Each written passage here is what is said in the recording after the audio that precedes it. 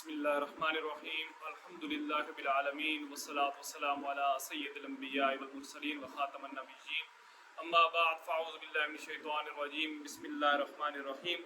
رب اشرح لی صدری ویسر لی امری واحلل عقدۃ من لسانی یفقهوا قولی اللهم صل علی محمد وعلی آل محمد کما صلیت علی ابراہیم وعلی آل ابراہیم انک حمید مجید اللهم بارک علی محمد وعلی آل محمد کما بارکت علی ابراہیم وعلی آل ابراہیم انک حمید مجید۔ السلام علیکم ورحمۃ اللہ وبرکاتہ۔ آج ایک پھر مختصر سے لیکچر کے ساتھ میں آپ کے سامنے حاضر خدمت ہوں۔ آج جو میرے مخاطبین ہیں وہ تمام اردو سمجھنے والے، پنجابی سمجھنے والے، پورے پاکستانی قوم بالعموم اور بالخصوص جو ہے وادی سون جہاں جو میرا علاقہ ہے ان سے میں مخاطب ہوں، اور وہ سب میرے مخاطبین ہیں۔ انتہائی اہم موضوع میں آپ کی خدمت میں لے کر آیا ہوں، اور وہ موضوع ہے پانی کے حوالے سے، پانی کی قلت کے حوالے سے، بارشیں نہ ہونے کے حوالے سے۔ اللہ تبارک و تعالی قرآن مجید میں ارشاد فرماتا ہے سورۃ ملک کی آخری آیت، اور یہ سورۃ ملک وہ آیت ہے جس کو ہم سب یعنی کہ وادی سون کا یہ ایک روایت رہی ہے کہ جب بھی ان کے ہاں کوئی ختم ہوتا ہے، وہ کسی کی فوتگی کا ہو، 40ویں کا ہو، سالانہ برسی ہو، کوئی بھی اروا جس کو کہتے ہیں، جب بھی وہ کہی جاتی ہے تو سورۃ ملک جو ہے اس کو پڑھنا لازم قرار دیا جاتا ہے کہ ایک جو امام صاحب ہوتے ہیں جو دعا کروانے والے ہوتے ہیں وہ اونچی سی آواز سے کہتے ہیں کہ سورۃ ملک پڑھ لیجیے۔ تو مسئلہ یہ ہے کہ زبانی تو سب کو یاد ہوتی ہے، لیکن شومی قسمت کے ہم اس کے جو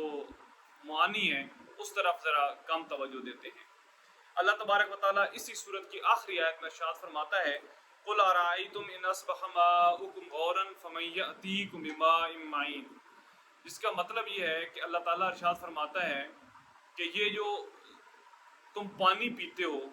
تمہارے بوروں میں پانی ہے، تمہارے کنووں میں پانی ہے، یہ جو چشموں کا پانی ہے، ندی نالوں کا پانی ہے، نہروں کا پانی ہے، اللہ تعالیٰ کہتا ہے کہ یہ جو زیر زمین پانی ہے اس کو اگر میں نیچے لے جاؤں تو کون ہے میرے سوا جو اس کو اوپر اٹھا کے لے آئے گا؟ تو یقیناً اللہ تعالیٰ کی ذات ہی ہے۔ لیکن قسمت، شومی قسمت یہ ہے کہ ہم اس چیز کو بھول بیٹھے ہیں۔ ہمارا ذہن میں یہ ہے کہ شاید یہ ہماری طاقت سے ہی یہ زیر زمین پانی جو ہے وہ زمین کے اوپر آیا ہے۔ آج اگر بات کی جائے علاقے کی تو آج 2 جون 2024 ہے، اور متعدد رپورٹس یہ ہیں کہ جو چھوٹے بور تھے جن میں انچی کا پانی تھا، آدھی انچی کا پانی تھا، اور جو آدھا گھنٹہ 35-40 منٹ جن علاقوں میں چلتا تھا پانی، وہ تقریباً پانی ان کا ختم ہو چکا ہے۔ کچھ چیزیں ایسی ہوتی ہیں جو اللہ کی طرف سے آزمائش ہوتی ہیں، وقتی طور پر ہمیں لگ رہا ہوتا ہے کہ شاید یہ بڑا مشکل ہے ہمارے لیے اور یہ ہمارا بڑا نقصان ہو گیا ہے، لیکن اس کو اگر لانگ ٹرم کے لیے یا لمبے عرصہ کے لیے دیکھا جائے تو اس کے پیچھے اللہ تبارک و تعالیٰ کی حکمت ہوتی ہے۔ جیسا کہ آپ کے علم میں ہے کہ 2020 میں پورے ملک میں اور بالخصوص وادی سون میں بارشیں ہوئیں، اور ان بارشوں سے نقصان یہ ہوا کہ جہاں پر لوگوں کے مکان گرے وہیں پر ایک بہت بڑا رقبہ جو ہے وہ زیر آب آ گیا، اور وہ ہے احمد آباد کھبیکی جتنی زمینیں تھیں، احمد آباد کراس کار سے لے کر کھبیکی کے حدود تک تقریباً یہ ساری زمینیں زیر آب آ گئی تھیں، پانی میں ڈوب گئی تھی، یہاں تک کہ سڑک جو ہے وہ بھی وہاں سے کام ختم ہو گیا تھا، آمد و رفت کا سلسلہ، کیونکہ اتنا پانی آ گیا تھا۔ اس وقت ہم سب نے یہ سوچا تھا کہ یہ بہت بڑا نقصان ہے اور حکومت جو ہے اس پر توجہ دے اور اس پانی کو نکالے۔ لیکن دوسری طرف اگر فائدہ کی بات کی جائے تو اس کا فائدہ یہ ہے کہ ہماری جو مغربی طرف جھیل ہے کھبیکی کی، اس میں پانی ابھی تک بھی موجود ہے، جبکہ یہ جو نئی جھیل بنی تھی، مصنوعی جھیل جس کو کہہ سکتے ہیں، اس کا پانی خشک ہو گیا ہے۔ اگر یہ بارشیں نہ ہوتی اور پانی یہاں پر سٹاک نہ ہوتا تو یقینی بات ہے کہ اگر یہ والی جھیل خشک ہو سکتی ہے تو جو مغربی مین جھیل کھبیکی جس کو کہا جا سکتا ہے وہ بھی خشک ہو جاتی اگر یہ جھیل نہ بنتی۔ تو یہ ایک حقیقت ہے، کوئی اس کو مانے یا نہ مانے۔ اس کے پیچھے محرکات ہیں بہت سارے، کہ جب سے یہ سولر سسٹم آیا ہے ماشاءاللہ اس سے کے بعد تو دھڑا دھڑ ہمارے بور ہوئے ہیں وہ چلنا شروع ہو گئے ہیں، مجھے اچھی طرح یاد ہے کہ بہت پرانی بات ہے، جنگ اخبار میں ایک فیچر چھپا تھا، پورا ایک پیج تھا جس میں لکھا تھا، ٹائٹل یہ تھا کہ وادی سون میں آنے والے دنوں میں پانی کس حد تک گر جائے گا اور کس حد تک کمی ہو جائے گی۔ اور اس کا مین جو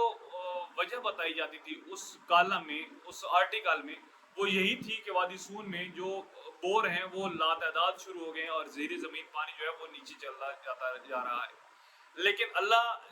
جو چاہتا ہے وہی ہوتا ہے، کیونکہ اللہ تبارک و تعالیٰ کا ارشاد ہے نا قرآن مجید میں سورۃ واقعہ میں کہ یہ جو بادل ہیں ان کو جب اتارا جاتا ہے تو ان کو اتارنے والا کون ہے؟ اللہ پوچھتا ہے ہم سے کہ میں ہوں یا آپ ہیں۔ اگر یہ جو پانی ہے اس کو اگر میں کڑوا بنا دیتا تو کون تھا جو میٹھا بنا سکتا تھا؟ اور یہ جو میم برساتا ہے یہ کون ہے؟ اللہ برساتا ہے یا کوئی اور برساتا ہے؟ تو یقیناً اللہ برساتا ہے۔ تو وہ جو آپس کی باتیں تھیں، چاہے مگوئیاں تھیں کہ پانی ختم ہو جائے گا، وہ تو خیر ابھی تک نہیں ختم ہوا اور اللہ کا شکر ہے آئندہ بھی نہیں ختم ہوگا، لیکن کافی حد تک پانی جو ہے وہ کم ہو گیا ہے۔ اس کے پیچھے بہت ساری باتیں بھی ہیں۔ اب یہ میں کہیں نہیں کہتا کہ یہ کس کا قصور ہے، بور والوں کا قصور ہے کہ انہوں نے پانی زیادہ بور کروا لیے ہیں یا سبزی لگا دیا ہے، یہ فصل ظاہری بات ہے جو وہاں پر لوگ بیٹھے ہیں انہوں نے اپنے ہاتھ پاؤں تو ہلانے ہیں، اپنے رزق کے لیے، اپنے بچوں کے رزق کے لیے کچھ نہ کچھ تو کرنا ہے۔ لیکن دوستو میرا جو مدعا ہے وہ یہ ہے کہ کیا ہم اپنی ذمہ داریاں بھی پوری کر رہے ہیں؟ ہماری ذمہ داریاں کیا ہیں؟ اللہ تعالیٰ سورۃ روم میں ارشاد فرماتا ہے، اور آسمان سے میںہ برساتا ہے اللہ،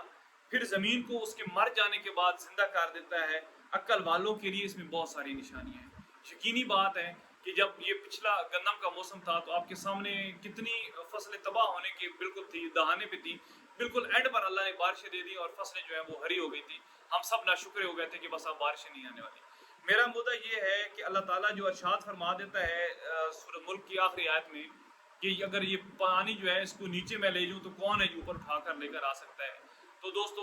ہم نے اپنی کون سی ذمہ داری پوری کی ہے کہ اب اتنے دنوں سے بارش نہیں ہے اور ہر بندہ یہی کہہ رہا ہے، روزانہ پوچھتا ہے کہ محکمہ موسمیات والے کیا کہہ رہے ہیں، لیکن کیا میرے سمیت جو بھی وہاں پر موجود ہیں ان لوگوں میں سے کسی بزرگ نے، کسی بڑے نے، کسی جوان نے، کسی ائمہ کرام نے یہ کہا ہے کہ چلیں جی فلاں جگہ پہ چلے جاتے ہیں اور نفل ادا کرتے ہیں اور اس وقت تک واپس نہیں آئیں گے جب تک کہ بارشیں نہیں ہوں گی؟ یقینی بات ہے کسی نے بھی نہیں کہا ہوگا، جبکہ پرانے وقتوں کی بات ہے، پرانے وقتوں سے مراد یہ 10-15 سال پرانی بات ہے کہ جب بھی اس طرح کا قحط سالی ہو جاتی جس کو ہم اپنی زبان میں روڑا کہتے تھے کہ روڑا لگ جاتا تھا تو ہماری خواتین جو ہوتی تھیں بن جس کو بولتے ہیں وہاں پر چلی جاتی تھی، بن میں جھاڑو پھیرتی تھی، وہاں پر ختم پڑھتی تھی قرآن مجید کا، کوئی چیز پکا لیتی تھی، کھا لیتی تھی، اور یہ چشمدید ہم گواہ ہیں کہ اس وقت جب وہ گھر آتی تھی تو گیلی ہو کر آتی تھی، بارشیں ہو جاتی تھی، بارش ہو جاتی تھی ان کو دی، اور جو نفل پڑھنے جاتے تھے لوگ تو نفل پڑھ کے جب گھر آ جاتے تھے تو 1-2 دن میں اللہ ضرور بارش عطا کر دیتا تھا۔ تو کیا دوستو آج ہم اس ذمہ داری کو پوری کر رہے ہیں؟ اگر اللہ کی طرف سے کوئی آزمائش آتی ہے تو جیسا کہ ہے نا کہ صحابہ کرام پر جب کوئی مشکل وقت آتا تھا، کوئی مصیبت آن پڑتی تھی تو وہ فوراً مصلی بچھاتے تھے اور نفل پڑھنا شروع ہو جاتے تھے، نماز پڑھنا شروع ہو جاتے تھے کہ اللہ نے ہی اس مصیبت کو ختم کرنا ہے اور اللہ نے ہی اس مصیبت کو ٹالنا ہے۔ لیکن ہم جہاں پر بہت سارے ہماری ذمہ داری ہیں اس میں یہ بھی ہماری ذمہ داری ہے کہ ہم پانی کو ضائع بھی بہت کرتے ہیں۔ جو ہمارے بور والے دوست ہیں وہ برا نہ منائیے گا، جو کنواں والے دوست ہیں کہ جب ان کا بور چل رہے ہوتے ہیں تو پانی سڑک کے کنارے پھر بھی رہا ہوتا ہے، سیر کر رہا، ایک تو زمین کو پانی لگ رہا ہے وہ تو سمجھ آ رہی، لیکن جو سڑک پہ پانی چل رہا ہو اس کا کون ذمہ دار ہے؟ اس کا کس نے حساب دینا ہے؟ ایک صحابی تھے وہ نہر پہ وضو کر رہے تھے تو حضور صلی اللہ علیہ وسلم کا گزر ہوا تو حضور صلی اللہ علیہ وسلم نے فرمایا کہ ایسا نہ کرو، پانی ضائع نہ کرو۔ تو حضور صلی اللہ علیہ وسلم نے کو صحابہ نے کہا کہ یا رسول اللہ یہ جو پانی میں وضو کر رہا ہوں یہ تو نہر میں ہے۔ تو حضور صلی اللہ علیہ وسلم نے کہا پھر بھی پانی کا اسراف ہے، پانی کو ضائع نہ کرو۔ اللہ تعالیٰ نے فضول خرچ کرنے والوں کو پسند نہیں کیا، فضول خرچوں کو اللہ تعالیٰ نے شیطان کا دوست قرار دیا ہے، تو پانی کی فضول خرچی بھی جو ہے وہ شیطان کی دوستی میں آتی ہے۔ اللہ تعالیٰ ہم کو فہم عطا فرمائے کہ ہم اپنے جو معدنیات ہیں، جو ہمارا زیر زمین یہ پانی ہے، اس کی ہم قدر کر سکیں۔